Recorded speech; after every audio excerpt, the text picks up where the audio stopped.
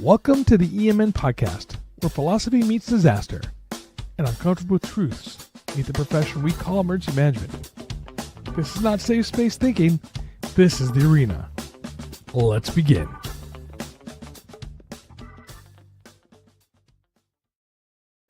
Good morning, Daniel. Good morning. This is the arena. Let's begin.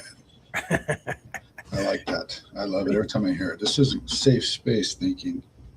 It's not safe space thinking. We're going to challenge people's thought process. You know, last night I got to see my nephew. He's out here from DC for work. And and so he's like, hey, man, my flight got canceled. So I'm like, all right. So I took him out to dinner, and he's trying to get back to DC to his wife. And yeah, so flights are canceled. Extreme weather's happening. Snowing. And like, as I always say, I like to tell people I'm from New York because it's I was out in shorts yesterday.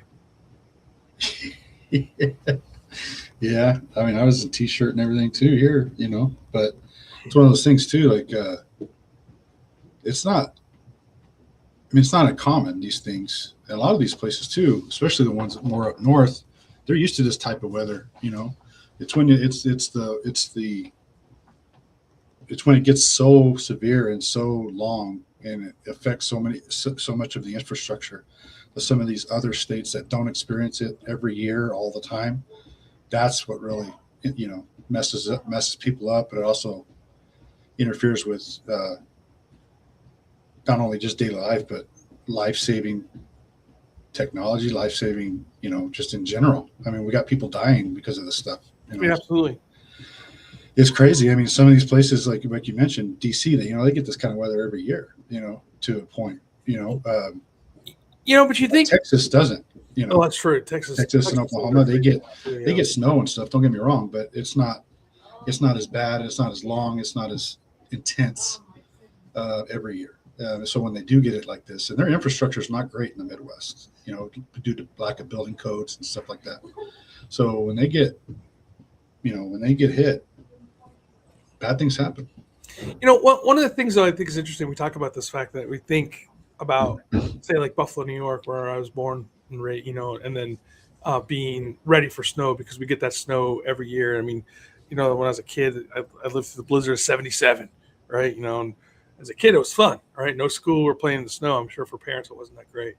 But, a few years ago, Buffalo had a snowstorm that came in and killed, I think it was like 12 people or something like that, mostly because they were in their cars running their vehicles and died in their vehicles. But, people that are living in the snow, number one, should know not to go out during the extreme snowstorms because there's a chance of them getting stuck. But number two, it seemed like, Buffalo, we'll use this as an example, wasn't prepared for the snow. And number two, they actually did not have an emergency manager in an employment at that particular time, which I think they've changed that since then. But it's interesting that areas that get snow all the time utilize. You'd think that they would be prepared for some of this stuff. You get complacent, man. They get used to it. They get complacent. I think that's the biggest thing is they think, we're used to it. We'll make the usual preparedness things that we do every year instead of planning for what could potentially happen and making it worse. Length of time, intensify, how intense things are or could get. And I think that's the case everywhere. I think ultimately everywhere that's the same case. We plan for, we have a certain amount of things that we know we got to plan for because it happens all the time. And we only plan for what we have experienced in the near past, without thinking how bad it could be and how different it could be in the future. And I think a lot of the weather issues that we're having and why we're experiencing, well, there's a lot that goes behind it. But I think one of the things that why we experience so much like infrastructure failure and so much death is because we don't plan for the length and intensity of things, thinking, it won't be that bad. That's what happened with Katrina. They're like, it's never been that bad in the past. It's always stayed before. Never been that bad. And it wasn't the storm. It was the levees. Right. Now it's not the storm, it's the power outages. Yeah. And so that's the thing. The storm itself causes a bigger problem. When you have weaker infrastructure too, based on lack of building codes and just age and all that other stuff, that affects how people are able to basically get through these things on the other end healthy. We have people dying because of this. Right. So well, I mean, like, look at I as being from New York, as I say, I remember we had ice storms that would take out power, and because like there was ripping down power lines and tree lines and stuff, like the tree limbs that are breaking down the power lines, things like this that we're always kind of should be prepared for, and I wrote a story for my personal blog, talked about the great bread and milk emergency, and I'm kind of in jest a little bit about it. I saw that. Yeah, but it's true, right? Like my dad, we own the delis, and they would, there's no bread or milk to be found anywhere. And then, our good friend Andrew lives in New Jersey, and he sent a picture to me of him going to Trader Joe's, and he got inside there. There's like hardly any bread left on the shelves. It happens every time a snowstorm comes. Every time they get these, bit, and then they go and rush the stores to get everything they need when they should, slowly over time build this stuff up. Some of it's perishable. I mean, that's one of the reasons why eggs and milk and bread are always the first to go, because they're usually a perishable thing. So they go to those. That's what everybody sees, right? But there's other things that aren't perishable that can be stocked up, and you don't have to be worried about these things. Right. But I always thought it was funny. That's always, ever since I was a kid, I always thought it was odd that we always. This is not toilet paper. Is that the toilet paper crisis? That was COVID. Yeah. But these things, I mean, they're getting, and with the length of time too, that we're talking about week, if not longer, that people are going to be stuck in their homes, not able to travel, and for lots of different reasons. It's not the snow, it's the ice, and then there's, there's trees. I mean, you have exploding trees. Actually, they were showing these trees exploding from how cold it got. So it's like these are things that you like hear about, and you're like, what, and then you see it, and you're like, hey, we have exploding trees here in California. I had a tree that was in my neighborhood, big pine tree, and it was in the summertime, and it got overheated and it exploded. They explode from extreme cold, extreme heat. It's like a battery. And then it's like then if there's wires around it, then you have infrastructure problems. Not only do you have exploding tree that could potentially damage property, you as an individual, but your property. Now you have it taking down infrastructure. These are things that we got to think about. We got to start. I mean, why do we have trees that grow? We allow to grow up through power lines. Well, that's the thing. It's maintenance. That doesn't happen here as much, in our area because of the wildland fire stuff. But you do see that. You do see that a lot. You see it a lot back east. Yeah. Mm-hmm. They don't. I mean, it's a tree that's just there, and they put and it grows into, and they don't cut it back, and the next thing you know, tree falls during a storm and takes out infrastructure. Oh yeah. So it's like, I mean, there's a lot to it, man, that people don't think about. Doesn't have to be the full tree, like I was saying earlier. Just be the limbs of the tree, but but that's the thing is, as let's bring this back to the context of what we do for a living in emergency management. Is it's a I think there's like a 3-part. I was about to say 2, but maybe 3 or 4 parts. But realistically, one is how do we get the residents, the people that are living and staying there, to understand like how serious the storm truly is. Then they get then there's a possibility of notification fatigue, because what happens? We start talking about these storms, put the notifications out, and then the storm isn't as bad as that we thought it was going to be, right? So they go, all these emergency managers and public safety people are just crazy. They're fear mongering, right? So how do we message that without having message fatigue? And then the third part about that is how do we talk to our elected officials about these storms and like how serious they are, because again, they don't want to get out in front and sound like they're fear mongering, but at the same time, they need to be able to open up the purse to allow us to do things properly, so our public works can go out and pre-stage and do things. There might be one more problem there, but those are the problems that I see as we're starting to look at what it means to be prepared for this extreme weather. Because again, talking to Andrew this morning, it's kind of weird. We're just on the phone with Andrew, Brett, Daniel, and I were talking to Andrew this morning. He talked about under Bloomberg, one of the storms that came in for the winter storm where New York failed.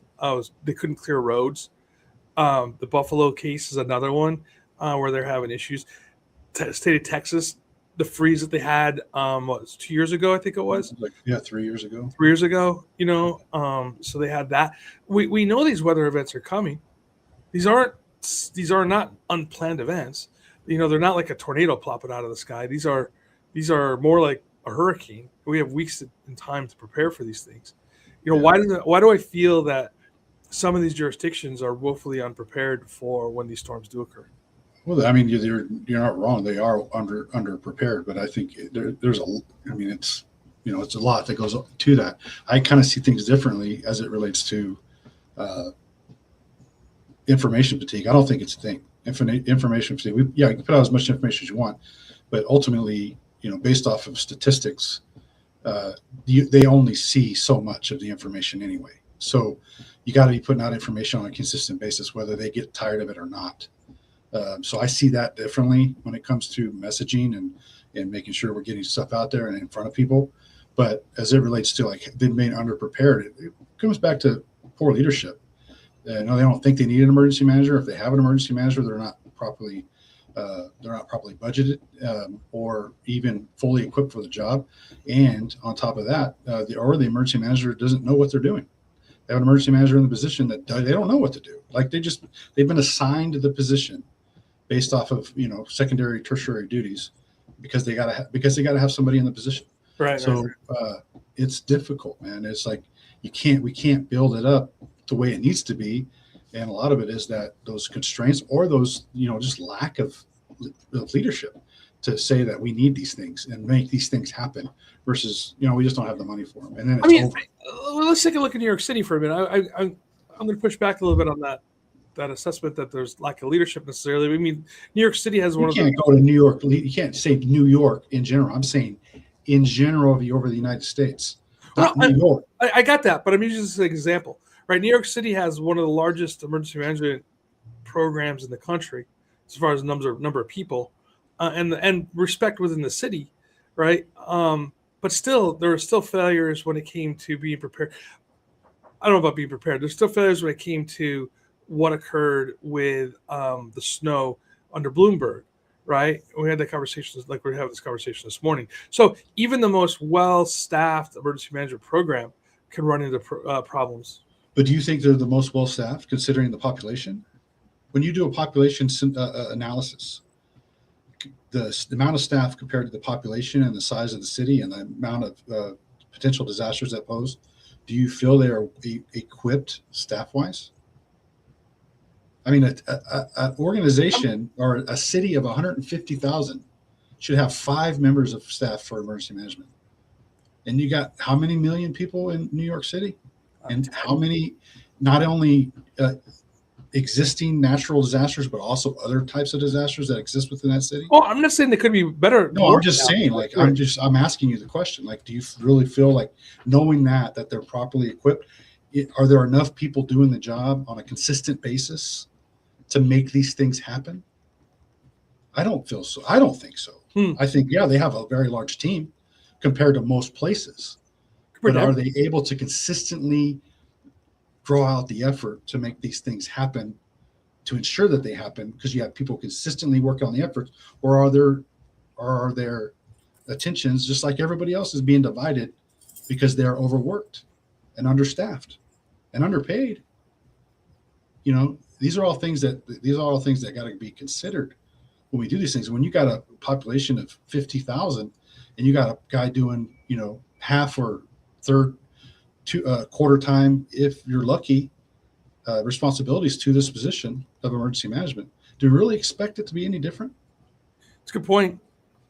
No, that's definitely a good point. And again, we tend to be an underfunded Yeah, I mean, we're definitely underfunded, but to be underfunded is one thing. To be understaffed and to be undertrained, to be underutilized is another. You know, I think I think you put the freaking hammer on the nail on that one. Being underutilized. I think some, and then the reason I say I think because I don't have the data to back it up, right? This is just me. This is opinion-based podcast. We're good. You know, the my opinion counts even if it's wrong. You know, but I think that you see a lot of jurisdictions using the emergency management as a checkbox because they need it for grant purposes or whatever. That's exactly it. But do they utilize that position or that individual?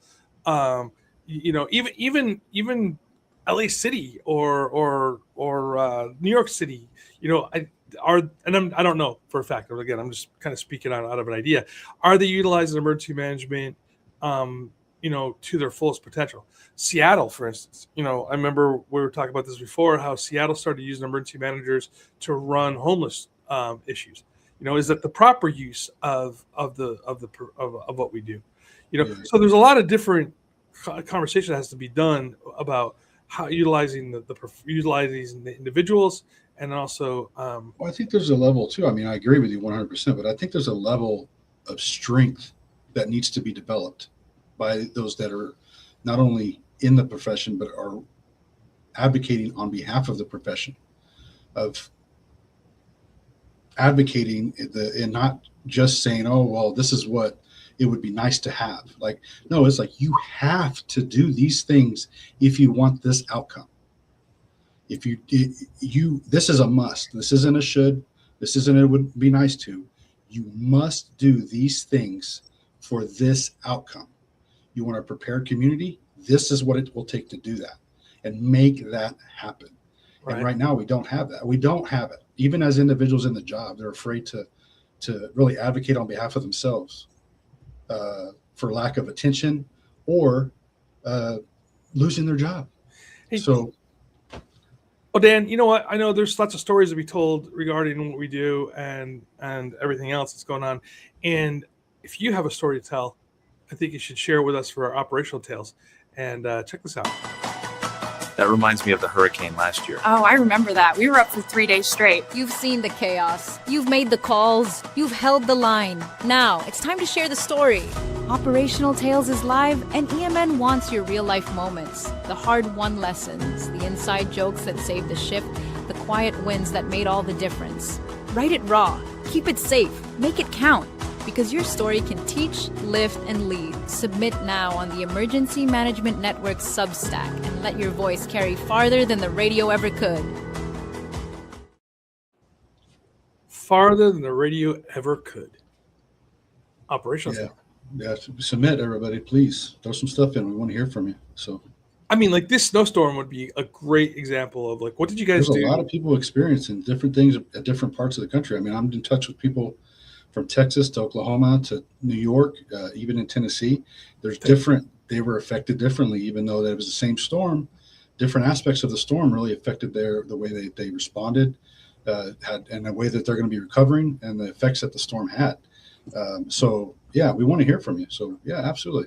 Let's talk about FEMA for a second, though. Right? You know, what I found interesting is they made this announcement. They say this DHS made an announcement that they're going to make all these cuts, right? Yeah. They're going to start doing these job cuts. And then all of a sudden the storm comes in and they're like, whoa. Yeah. Time out on those cuts. Man, you got that pink slip. I'm just joking. You do have to show up to work on Monday. So stupid. I mean, it's so ridiculous, man. It's just the whole thing is we got to have a better understanding of what they do, how they do things, what their level of response capabilities are, and what their level of funding is. And we just don't have that. I mean, it's just so up in the air. It's one of those things that's unmanaged.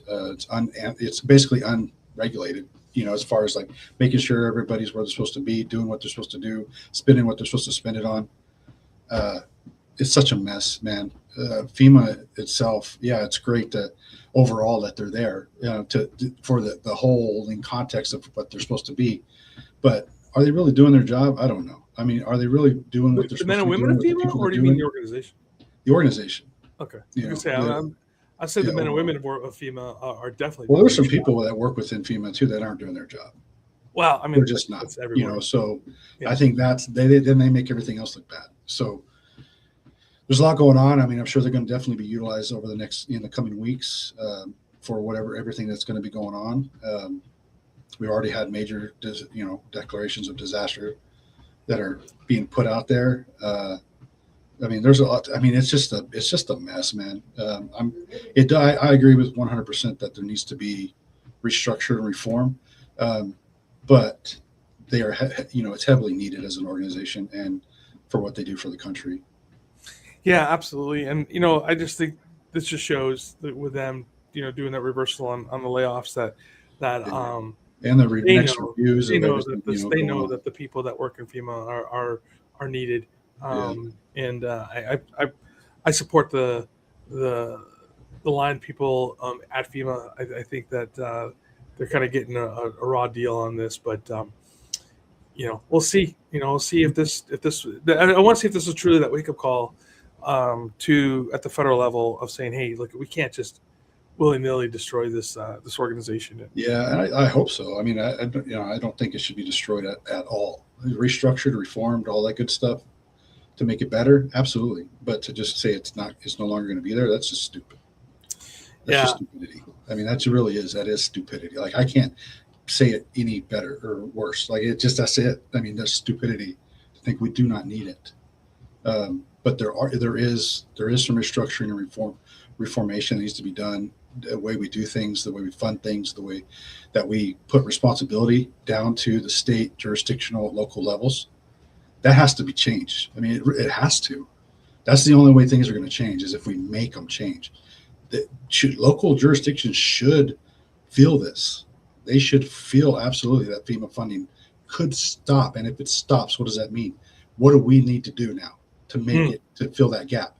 They need to fill that gap. And I think this type of thing can make that happen at local, jurisdictional, counties, states. That's the way it should be. But there's still the need for the FEMA, the federal aspect of things. But it should absolutely change the way that all these local jurisdictions are doing the things that they're doing and why they're doing them and how they're funding them and how they're staffing them and how they're utilizing them. And if they don't do that, it's on them if they suffer at that point. It is. Like, at what point do I have the right to say for the federal government, you have to take care of my city, my town, my county, because I didn't do it?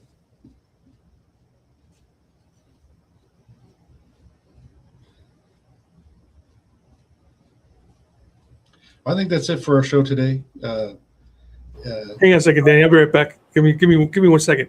Yeah. The world's here. I just talk to nobody at this point. Just well, the world out there that I'm live talking to the world on link, everywhere that I'm talking to. And Todd has left the show to do other things. So just so everybody knows, I care. I didn't leave the show. I was here in spirit and in physical form. But we got this thing that's coming up called FIFA, and that's like ruling the world right now. Yeah, well, Santa Clarita's got Super Bowl coming up. That's exciting for them. We got a lot going on. That's always a secondary thing. Oh man. Well, anyway, we do need to close out the show though. So we do need to close out the show. It's always a pleasure to talk to you, my friend. And you know what? Until next time, everybody, you guys should stay warm. Don't get too cold. Stay safe, and always, even in the winter, stay hydrated.